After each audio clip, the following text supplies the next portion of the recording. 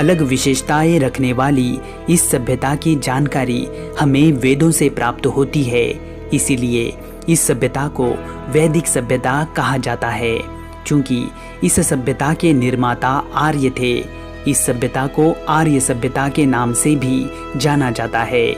तो आओ दोस्तों, आज हम सिंधु घाटी सभ्यता के पतन के बाद भारतीय भूमि पर स्थापित वैदिक सभ्यता और उसके निर्माता आर्यों के बारे में अधिक जानकारी प्राप्त करने की कोशिश करते हैं।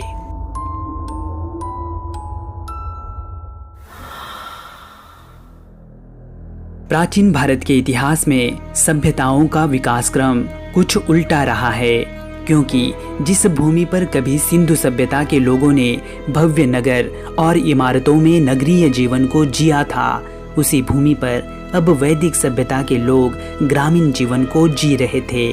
जिस भूमि से कभी देश और विदेशों में व्यापार हुआ करता था, उसी भूमि से अब मात्र पशुपालन और खेती ही हो रही थी। सभ्यता के विकास का ये उल्टा क्रम इस बात को स्पष्ट रूप से अंकित करता है कि सिंधु घाटी सभ्यता के पतन के बाद उस जगह पर स्थापित वैदिक सभ्यता सिंधु घाटी सभ्यता से तुलना में काफी कम विकसित थी।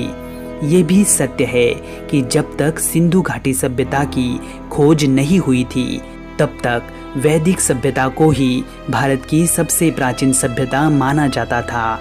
लेकिन आज पुरातात्विक खोजों से ये स्पष्ट हो चुका है कि 1750 ईसा पूर्व आते आते सिंधु घाटी की सभ्यता लगभग पूर्ण रूप से समाप्त हो चुकी थी और इसी दौर में आर्यों के भारत आगमन की प्रक्रिया भी शुरू हो चुकी थी।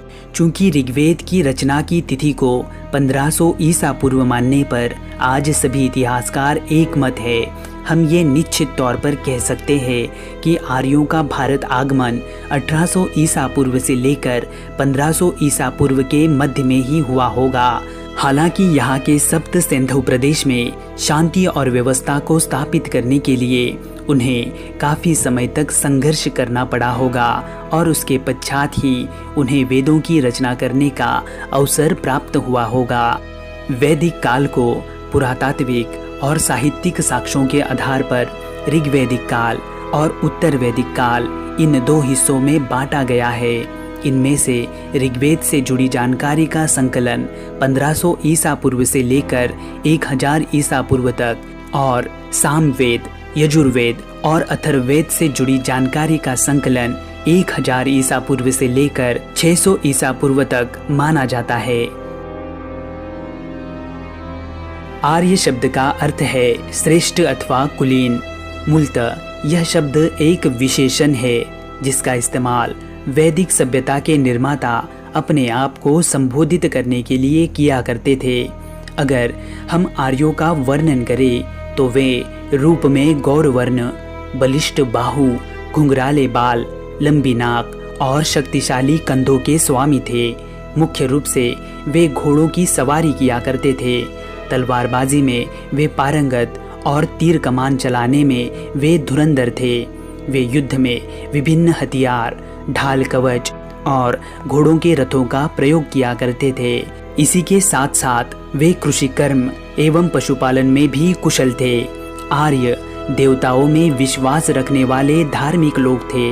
वे देवताओं को प्रसन्न करने के लिए यज्ञ विधि किया करते थे। वे संस्कृत भाषा के शुरुआती प्रारूप अर्थात हिंद यूरोपीय भाषा का इस्तेमाल किया करते थे, लेकिन उन्हें लिपि का ज्ञान नहीं था। अतः वे अपने ज्ञान को श्रवण और पठन के माध्यम से एक पीढ़ी से दूसरी पीढ़ी तक पहुंचाया करते थे और इसीलिए वैदिक साहित्य को श्रुति साहित्य भी कहा जाता है। आर्य अपनों से भिन्न लोगों को दास अथवा दस्यु कहकर पुकारते थे। ऋग्वेद में दास अथवा दस्युओं को अकर्मण अर्थात वैदिक क्रियाओं को न करने वाले, अदेवयु अर्थात वैदिक देवताओं को न मानने वाले, अयजवन अर्थात यज्ञ विधि को न करने वाले और मृदवाक अर्थात अपरिचित भाषा बोलने वाले आदि शब्दों में वर्णित किया गया है। इन्हें ऋग्वेद में शिष्णदेवा अर्थात लिंग पूजक भी कहा गया है। आर्य कहाँ से आए थे, इस विषय को लेकर इतिहासकारों के बीच काफ़ी ज़्यादा विवाद है। ऊपरी तौर पर देखा जाए तो बहुतांश भारतीय इतिहासकारों का मानना है कि आर्य बाहर से नहीं बल्कि वे यहीं के मूल निवासी थे, लेकिन बहुतायत विदेशी इतिहासकार और कुछ भारतीय विद्वान भी मानते हैं कि आर्य बाहर से ही भारत आए थे। इस संबंध में सर्वाधिक प्रमाणित मत आल्प्स पर्वत के पूर्वी भाग में स्थित यूरेशिया को ही माना जाता है। वैसे अगर आप इस विषय पर और भी विस्तृत जानकारी जानना चाहते हैं तो हमें कमेंट में बताइए, हम उस पर भी अलग से वीडियो जरूर बनाएंगे।